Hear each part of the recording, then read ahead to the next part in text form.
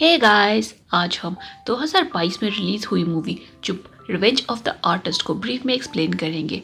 Opening scene में हम नितिन श्रीवास्तव नाम के मूवी क्रिटिक को देखते हैं जिसका किसी ने ब्रूटली मर्डर कर दिया था। केस में इन्वेस्टिगेशन का जिम्मा इंस्पेक्टर जनरल अरविंद माथुर के कंधे पर आता है। किलर ने एक पॉलिथीन को नितिन के मुंह में डालकर उसका मुंह बंद कर दिया था। फिर उसने नितिन के गले को काट दिया था। इसके बाद किलर ने एक सर्जिकल नाइफ की मदद से नितिन के पूरे शरीर पर एक डिज़ाइन जैसा बना दिया था।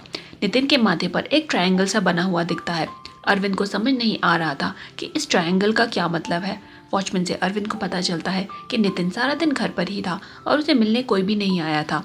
नितिन एक मूवी क्रिटिक था जो प्रोफेशनली मूवीज़ को देखकर उनको रेटिंग्स देता था। इसके बाद हम डैनी नाम के लड़के को देखते हैं जो कि पेशे से एक फ्लोरिस्ट था। उसका मुंबई में ही एक छोटा सा फ्लावर गार्डन और फ्लावर शॉप थी। फिर हम नितिन का फ्यूनरल देखते हैं जहाँ पर मुंबई के काफ़ी सारे क्रिटिक्स आए हुए थे। नीला नाम की लड़की भी फ्यूनरल में आई थी जो मैगजीन्स में मूवीज़ और सेलिब्रिटीज़ पर आर्टिकल्स लिखती थी। फ्यूनरल से घर आते वक्त नीला डैनी की शॉप पर जाकर अपनी मदर के लिए डैनी से कुछ फ्लावर्स खरीदती है। डैनी पहली नज़र में ही नीला को पसंद करने लगता है। नीला बुके लेकर घर आती है तो उसकी माँ बहुत खुश होती है। दोनों नीला की जॉब के कारण रिसेंटली मुंबई में शिफ्ट हुए थे। नीला को बचपन से ही फिल्म्स और सिनेमा का बहुत शौक था। नीला एक दिन एक एस्टैब्लिश्ड फिल्म क्रिटिक बनना चाहती थी। यही सपना लेकर वो मुंबई शिफ्ट हुई थी। दूसरी ओर अरविंद अपने इन्वेस्टिगेशन में लगा हुआ था। अरविंद को इतना तो समझ आ गया था कि किलर को नितिन की फिल्म रिव्यू नहीं पसंद आया था, जिस कारण से उसने नितिन को मार दिया। अरविंद मूवी के एक्टर्स, डायरेक्टर्स आदि से भी मिलता है पर उसे कुछ खास जानकारी नहीं मिल पाती। अरविंद नोटिस करता है कि नितिन का मुंह जिस पॉलिथीन से बंद किया था वो बुके बनाने में काम आती थी। सो वो अपनी सारी टीम को फ्लावर शॉप्स पर जाकर इन्वेस्टिगेशन करने के लिए भेज देता है, मगर इसमें उसे कुछ खास सफलता नहीं मिलती। फिर अरविंद नितिन के माथे पर बने हुए ट्रायंगल को फिगर आउट करता है और उसे समझ आता है कि किलर नितिन के माथे पर स्टार बनाना चाहता था, मगर नितिन की वाइफ ने डोरबेल बजा दी थी और वो स्टार अधूरा रह गया था। कुछ समय में पुलिस को इरशाद अली नाम के दूसरे क्रिटिक की डेड बॉडी रेलवे ट्रैक पर आधी कटी हुई मिलती है। उसका आधा शरीर ट्रेन के कारण सारे में फैल गया था। इरशाद के माथे पर भी एक स्टार बना हुआ था।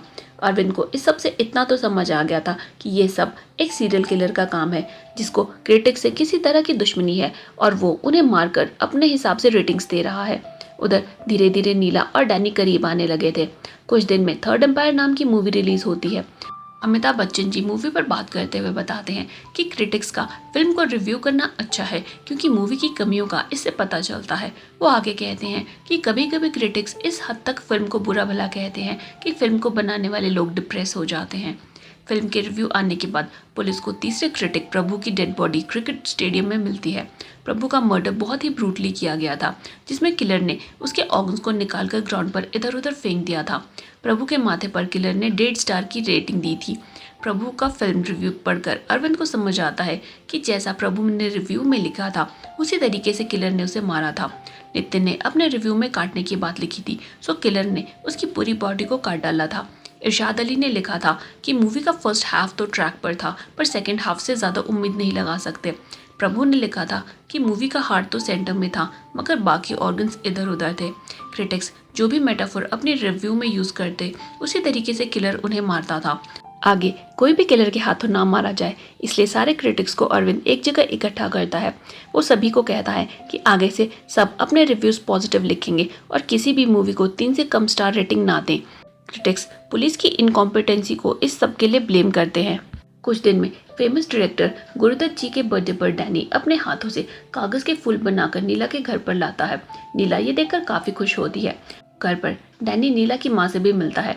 नीला को उसके बॉस का मैसेज आता है कि गुरुदत्त जी के बर्थडे पर एक अच्छा सा आर्टिकल लिख कर लाओ। डैनी का बुके देखकर नीला को याद आता है कि गुरुदत्त जी की लास्ट मूवी कागज के फूल थी। नीला इसी टॉपिक पर एक बढ़िया सा आर्टिकल लिखती है जो कि उसके बॉस को बहुत पसंद आता है। इसके कुछ समय में कलिंगा नाम की मूवी रिलीज होती है। किलर के डर से सारे क्रिटिक्स मूवी को बढ़िया रिव्यू दे रहे थे। पुलिस वाले देखते हैं कि कार्तिक नाम के क्रिटिक ने मूवी को 1.5 स्टार की रेटिंग दी है, जबकि बाकी सबने 4 से ऊपर रेटिंग्स दी थी। अरविंद को समझ आ जाता है कि किलर का अगला टारगेट कार्तिक ही होने वाला है। वो पूरी टीम लेकर कार्तिक के घर पर पहुंच जाता है। वहाँ पुलिस वालों को पता चलता है कि किलर ने राजशेखर नाम के क्रिटिक को मार डाला है। यहाँ हमें किलर का फेस रिवील किया जाता है जो कि और कोई नहीं डैनी था। डैनी ने राजशेखर को बुरी तरह से मारकर दीवार पर पेंटिंग की जैसे टांग दिया था। राजशेखर के माथे पर डैनी ने 4 स्टार की रेटिंग्स भी दी थी। फिर हम डैनी को देखते हैं जो कि गुरुदत्त जी की कागज़ के फूल मूवी को देख रहा था। इस मूवी को क्रिटिक्स ने बहुत बुरी तरह से नेगेटिव रिव्यूज़ दिए थे। इस कारण से गुरुदत्त जी डिप्रेशन में आ गए और उन्होंने इसके बाद कोई भी मूवी नहीं बनाई। अगले दिन नीला डैनी से बात कर रही थी कि डैनी गुरुदत्त जी का इतना बड़ा फ़ैन है, ये उसे पता ही नहीं था। डैनी इस पर झूठ कह देता है कि वो तो जानता ही नहीं है कि गुरुदत्त कौन है, वो तो वैसे ही कागज़ के फूल उसके लिए बना कर ले आया था। नीला को ये बात थोड़ी अजीब लगती है, मगर वो इस पर ज़्यादा ध्यान नहीं देती। उधर अरविंद के बॉस उसे 2 हफ्ते में ये केस सॉल्व करने को कहते हैं। अगर अरविंद 2 हफ्ते में किलर को नहीं पकड़ पाएगा तो केस सीबीआई को सौंप दिया जाएगा। अरविंद केस में हेल्प के लिए जिनोबिया नाम की क्रिमिनल साइकोलॉजिस्ट को अप्रोच करता है। जिनोबिया सारे केस को स्टडी करके अरविंद को बताती है कि किलर ने ये 4 ही लोगों को क्यों टारगेट किया। सिमिलर रेटिंग्स तो और क्रिटिक्स ने भी दी थी, मगर किलर ने उन्हें ही क्यों मारा। इसका रीज़न ये था कि जो भी क्रिटिक्स मारे गए थे उन्होंने अपने रिव्यू की स्क्रिप्ट में किलर को मारने का तरीका बता दिया था। उनकी स्क्रिप्ट बाकी लोगों के मुकाबले ज़्यादा इंटरेस्टिंग थी, सो किलर ने उनकी स्क्रिप्ट से आइडिया लेकर उसी तरीके से उन्हें मारा। जिनोबिया अरविंद और उसके बॉस को बताती है कि ये किलर मिशन ओरिएंटेड है। हो सकता है ये पास्ट में कोई डायरेक्टर रहा हो, इसकी किसी मूवी को क्रिटिक्स ने नेगेटिव रेटिंग्स दिए हों और उसका करियर बर्बाद हो गया हो। उसका बदला लेने के लिए ही किलर इस तरह ब्रूटली क्रिटिक्स को मार रहा है। उधर नीला और डैनी इंटिमेट हो रहे थे जब नीला डैनी के रूम में कुछ फिल्म की कैसेट्स को देख लेती है। डैनी को ये बात बिल्कुल पसंद नहीं आती। वो गुस्से में सारी कैसेट्स और पोस्टर्स को बेसमेंट में छुपा देता है।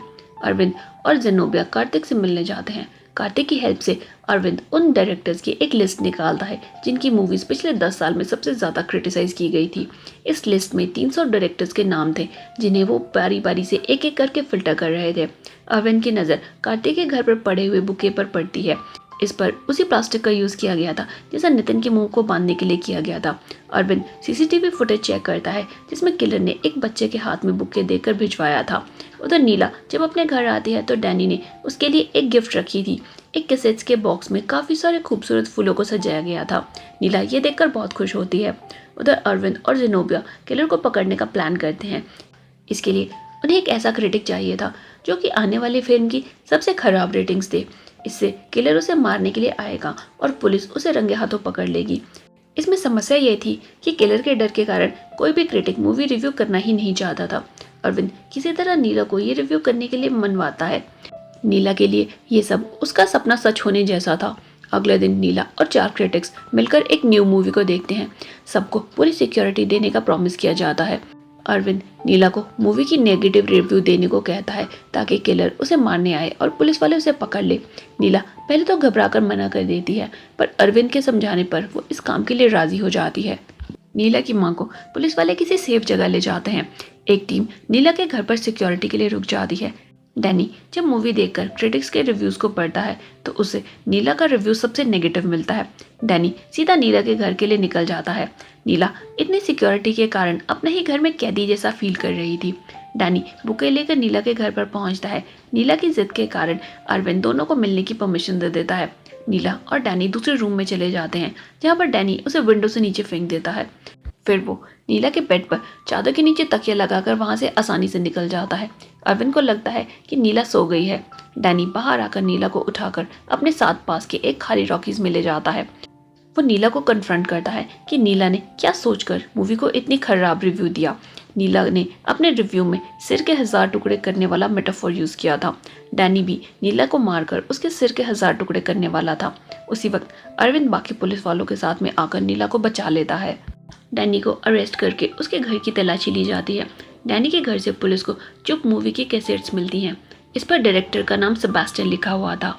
सेबेस्टियन और कोई नहीं, डैनी खुद था। इस मूवी को सेबेस्टियन ने अपने खुद की लाइफ के एक्सपीरियंसेस पर बेस करके बनाया था। सेबेस्टियन के फादर बचपन में उसको और उसकी माँ को अब्यूज़ किया करते। सेबेस्टियन का सारा बचपन इसी टॉर्चर में निकला था। बड़े होने पर सेबेस्टियन ने अपने फादर को एक कमरे में बिना खाना पानी के बंद कर दिया। कुछ ही दिनों में उनकी मौत हो गई। इसके कुछ समय के बाद उसकी माँ भी चल बसी और वो अनाथ हो गया। उसकी इसी लाइफ स्टोरी पर बनी फिल्म को क्रिटिक्स ने नेगेटिव रिव्यूज़ देकर फ्लॉप कर दिया। इस कारण से सेबेस्टियन का मेंटल ब्रेकडाउन हो गया और उसे कुछ दिन मेंटल असाइलम में काटने पड़े। वहाँ से बाहर आते आते उसके मन में क्रिटिक्स के लिए नफरत भर गई और उसने उन्हें खुद सज़ा देने का फैसला किया। लास्ट सीन में हम सेबेस्टियन को जेल में देखते हैं। वो न्यूज़पेपर में पढ़ रहा था कि कोविड के कारण एक क्रिटिक की मौत हो गई। ये न्यूज़ पढ़कर सेबेस्टियन बहुत खुश होता है। इसके साथ ही ये मूवी एंड हो जाती है। आपको चुप मूवी की स्टोरी कैसी लगी कमेंट करके हमें ज़रूर बताएं। वीडियो पसंद आई हो तो लाइक करें, चैनल पर नए हैं तो सब्सक्राइब करें।